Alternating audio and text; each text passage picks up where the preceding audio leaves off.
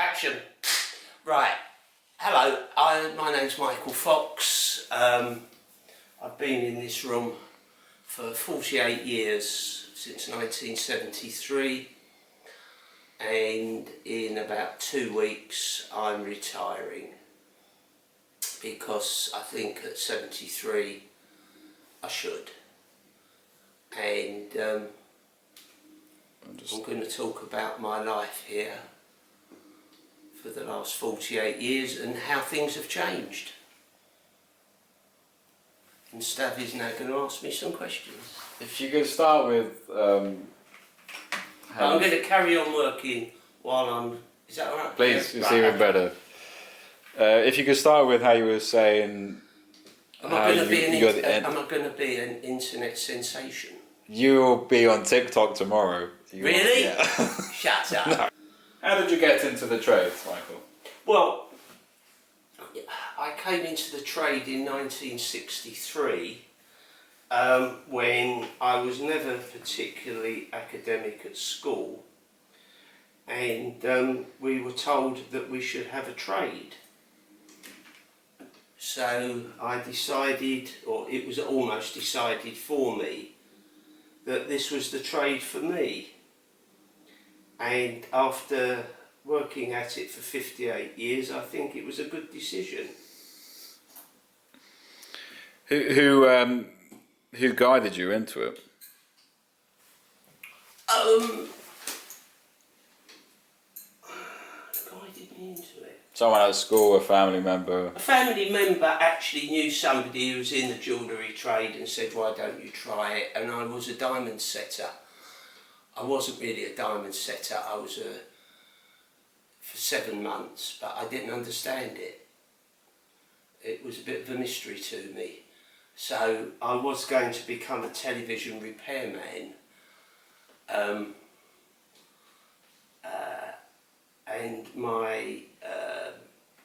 the fellow I was apprenticed to said, his partner said to me, do you want to work for me?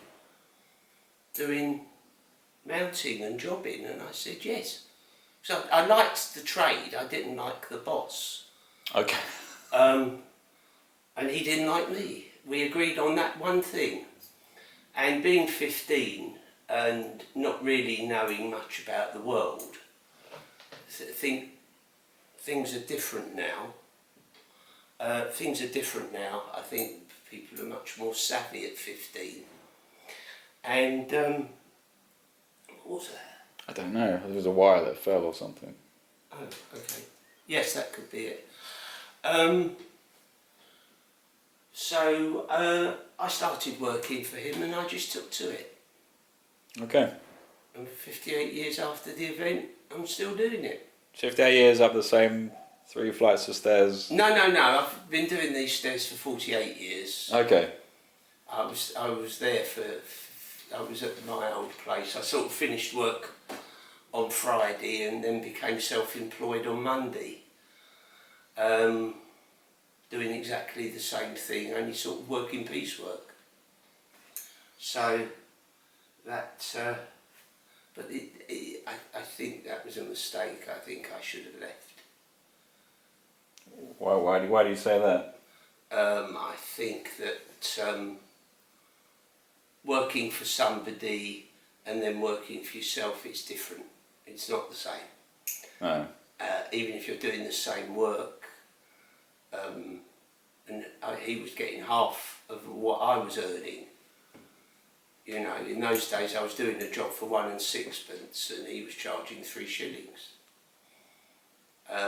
So you have to work twice as hard to earn the money. I stayed there for an extra 4 years. It was too much. And then I decided that when I get a workshop, that I would be alone in that workshop, because then you can do what you want, having had a bad experience there, and it's worked because you can do what you want. Listen to the radio, not listen to the radio, have a conversation on the phone, no one's listening. You have your own space? I have my own space, I can do what I like, and it's wonderful. And it's worked. hasn't been straightforward. It hasn't been a straight line from then till now. No, it's been pretty grim at times, but you know, life I don't think was ever meant to be a straight line. But it sounds like you kind of had a lot of help. Well, no. Did you have help along the way? What kind of help? Other jewelers, other mentors that you know. Not really, no. Just you self-taught. Well, no. I mean, I had the basics. It's like driving a car. You're taught how to pass a test, but you're not taught how to drive. Okay. You learn that when you're sitting in the driving seat by yourself. Driving seat. You see what I'm saying? That's the quote. That's brilliant. Great. I'm full of them. Keep going. This is going to be the comedy. This is going to be on. Was it Be Alright on the Night? That first main contact you had in the trade with your boss, that didn't particularly set things off to a nice thing. From my point of view, the trade is very much built on trust. Yep. Well, you know, you're borrowing $5,000 worth of diamonds from one guy one day to, you know, what have you. How important has that trust been for you, and how have new firms moving into the area changed the characters? There used to be a lot of characters down here. Actual eccentric people who were probably verging on being barking mad. And that's what I think made the trade, but I think that's all gone now. I might be the last in the line, I don't know, of being barking mad.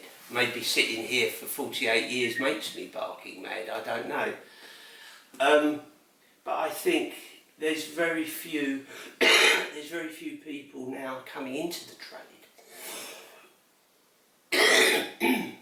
I think a lot of people, when you leave school, you want to work on a computer and earn £2,000 a week for not doing a lot. And if you to sit and get your hands dirty and go home at night with rouge all over your hair and your fingers bleeding, they don't want to do that anymore. So I think from that degree, I have heard that Hatton Garden in 5 years will be dead as we know it. But I have heard that for the last 20 years and we're still here. Well, there was about 5 shops that were here when I came. It was basically a manufacturing street, it wasn't a retail street. And then there was a firm where the Wonder Gallery is now. There was a shop opened called City Jewellers, and that was a massive shop for jewellers because most jewellers aren't that big. And I remember the day it opened, there was Rolls Royces outside, and Patrick Allen, the actor, was doing a commentary, and they had models marching up and down. And that was quite something. That was 1968. And then it sort of started. And then in 1972, Gamage's over the road, which was a departmental store, shut. And they knocked it down and built what's there now. And there were 2 pubs, now there's only 1 pub. There was the Leather Bottle and the Globe on the corner. And they knocked it down and built what's there now, and they had a right line of shops, and that was 73, 74. A lot of jewellers actually started, which was round about when I left. I came here in 73, and I think that there was a great shortage of workshops then, because above Gamage's, it was called Gamage's Workshops, and it was like I only went there once. It was like a rabbit warren of rooms, and all those people had to get out, go somewhere else. That's why people started going down to Clerkenwell and started spreading out a bit. Right. You say the trade has been not dying, but has changing. But there must be something that's still pushing it forward, be it with technology, be it with, there must be fresh blood that's pouring in, but not to the same degree, would you say?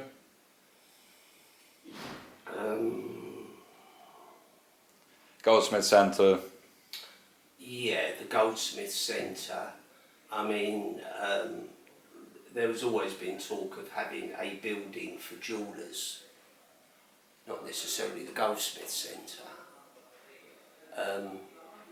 but it never happened because put everybody in one building would be, instead of having it all spread out. But I think this trade, I don't think anybody in this trade relies on themselves only. Everybody needs everybody. Setters need mounters, mounters need polishers, everybody needs diamond dealers. So I don't think you can say that anybody can just sort of sit there and run a business without any help. So it's always good to be on good terms with everyone. Which is why that circle of trust is so close. Well, if people don't have the trust, you've only got to do it once. If you run off with someone gives you some diamonds on that pro and you don't give them back, you don't get a second chance. It's a village down here. And people, the word gets round. Yeah. And you pretty much know everybody, right? I don't know everybody. No one knows everybody. I know a lot of people. Yeah. You can't walk up and down the same street for 58 years and not know anybody. Go on then, who did the hand garden heist? It wasn't me. What's the most important thing you've learned during your time in the trade?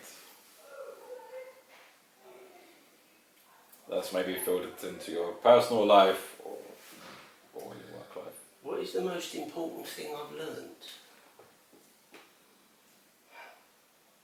Apart from how to repair jewellery. Yeah. That you need to be on good terms with as many people as you can. Because you never know when you're on the way up who you might need on the way down. Because no journey is only good. We all have peaks and troughs. And it's nice to have people that you can knock on their door and say, can you help me out? I've got a job, I've got to get it to the client by this afternoon at 3. Please give us, can you set this stone? Can you repair this? Can you do something for us? And if you think you don't need anybody, at that moment you do. And it's nice to have them on your side. I've always worked that way. Yeah. There's only 1 or 2 people down the street that really are aggravated with me, and it was their fault. But we won't go there. Okay. So you've got to remain humble. What I find quite interesting with some jewellers is, there's an element of you've got to be a little bit cocky or confident with what you do. Okay. Right. I think that's right. Yeah.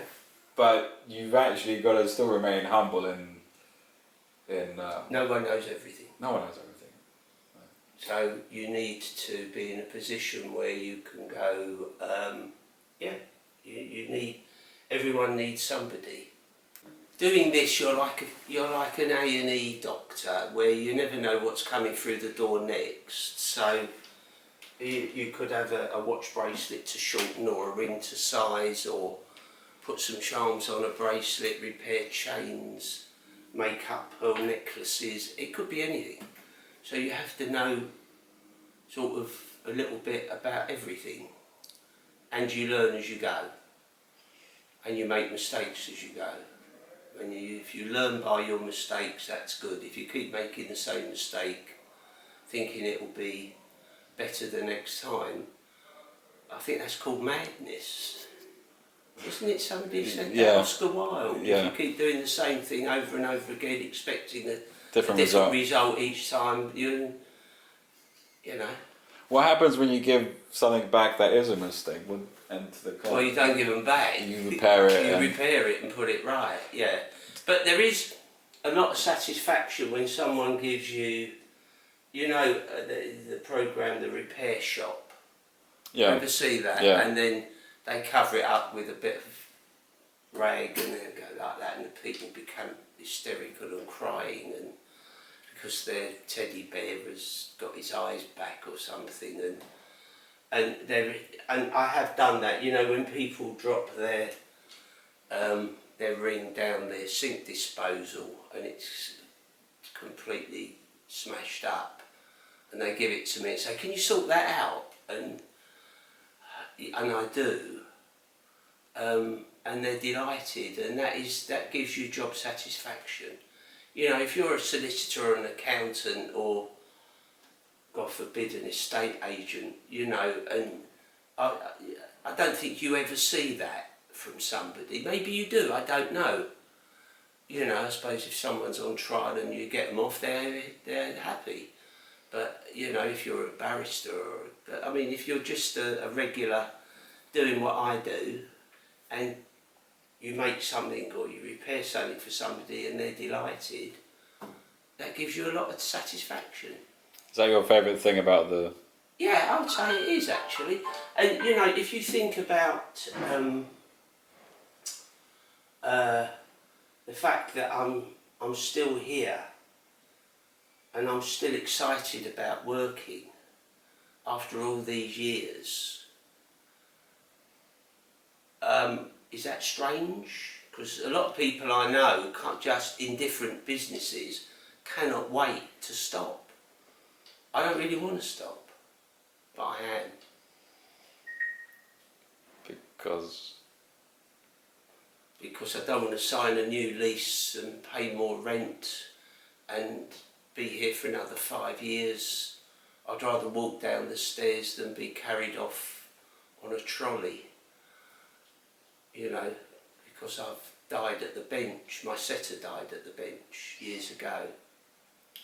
And I don't, I'm not saying I don't want to say, well, no one would want that to happen, but I think you know when to quit. And now grandkids and...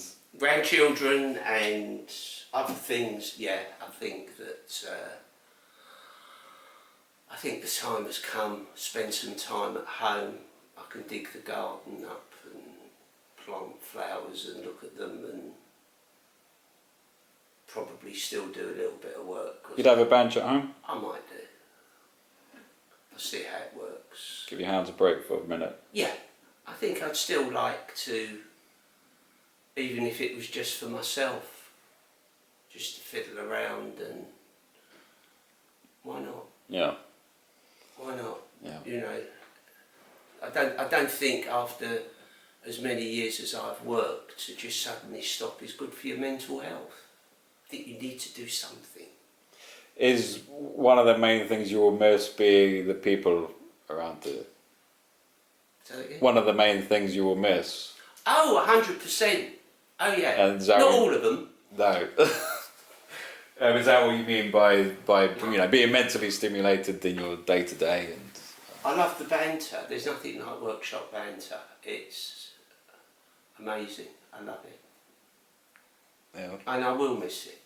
But I can still come up. It doesn't, unless they bar me from ever coming into Hatton Garden again. I can still come up and I can drive people mad because I'll have all that time. And they'll be working thinking, why won't he leave? You know what I mean? Well, they probably think that now. Just go around and get different cups of tea from different workshops. Yeah, I could be like a workshop crawl. Something the general public would not expect from the trade. If you need to answer that one. Honesty.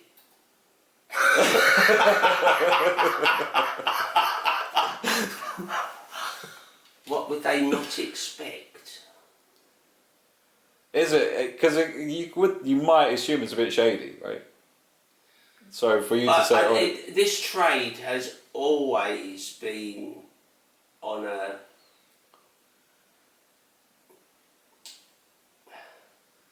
the cusp of it being a little bit iffy.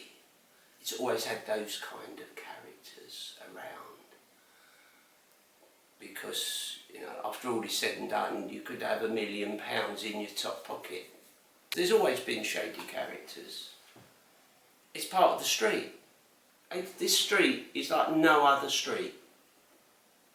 how so? What would they do in the trade? People doing deals in the street, and if you were in sort of, I don't know, if you go up to Holborn, you wouldn't expect to see people sort of looking at jewellery in the street and doing deals. It just wouldn't happen. But you seem to come into Hatton Garden and it's its own world. I mean, even during the lockdown, if you came into Hatton Garden, it was quite buzzy. People moving around and you go up to Holborn and it was desolate. It was like tumbleweed going down the middle of the road. You could cross the road without looking. There was the odd bus, but no people, no nothing. But you walk into Hatton Garden and it's busy. That's what maybe I like about it. That's what I'll miss, the buzz, walking up Greville Street in the morning from the station and people saying, hello, good morning, how are you? It's nice. Most unusual request. Is it this? But I do think that this trade has never really ever moved on, price-wise. I think it is now, with new people sort of, you can still get a job done in Hatton Garden. I still do jobs for a fiver, supplying a little bit of gold. And I've often wondered, if you called the plumber to your house and asked him to do a little job with some gold, you'd probably have to sell the house to pay for it. But we seem to hear this trade, and then the customer said that there's a man round the corner who will do it for £3. And my response is, well, why are you here? And they say, well, he's not in. And I say, well, when I'm not in, I'll do it for £3, but when I'm here, it's a fiver. And they always leave the job, because there is no one. Hatton Garden's got more corners than any other street. There's always a bloke round the corner that'll do it for less. And, these days, with rents, mortgages and other things, there's no room for people to do it for nothing. You can't. You have to charge. And why have we undercut ourselves? Why? Yeah. I don't know. I don't know. Fear of not earning it. There's a lot of competition in the trade. There is a competition, but there's I wouldn't say there's an enormous amount of loyalty from customers. I think there is. Certain customers not. People chop and change. Sometimes they come back to you. Sometimes they don't. I mean, I have to say that in all the years I've been here, I've never been without work. Which is brilliant. I've been quiet. It's amazing how you can stretch a job out when it is quiet. But I've always had something to come into, if you know what I mean. Right. Yeah. There have been times when recessions in over time, as I said, it's not a straight line. You've been through 3 recessions. And COVID. Yeah. This is the worst thing. This is like, yeah. Has it? Oh, I would have thought so. Yeah. Because 3 months off. Government gave us a bit of money, but You know, 3 months is a long time not to work. Well, I think that the old school is going, just because it is, because people get older and retire, as I am, as other people will. And I think that the new influx, whoever they are, work in a totally different way. Totally different to how I work. Whether that's right or wrong, I work as I was taught, but people are obviously doing things in a different way, whether that's right or not. We've got CAD, you know, things are computerised. Lots of things that used to be handmade aren't anymore, because they're just simply just to keep the price down. You know, there are still good mounters. There are still good mounters, but I think fewer and fewer. And of course, the rents go up, people can't afford to stay. So I think things will, as I said, for the last 20 years, people have given Hatton Garden 5 more years and that's it. So I suppose in 20 years from now they'll be saying the same thing. And whether there's always going to be people working at the bench, whether they're at the back of a shop or maybe sharing more space, I don't know. What advice would you tell someone coming into the trade?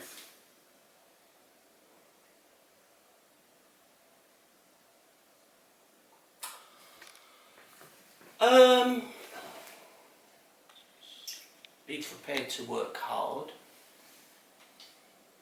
Always remember that the customer pays your wages, so if you get strange requests, don't turn it down. If you get jobs that you can't do, then think about it or find someone who can. Never turn anything away.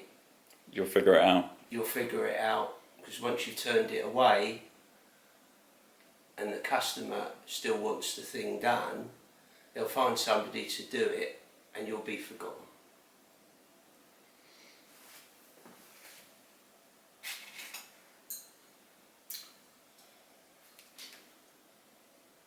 How do you want to be remembered? Well, apparently you've got to be dead for a blue plaque to be hung outside. So hopefully it'll be a long time before that ever happens. How do I want to be remembered? With love.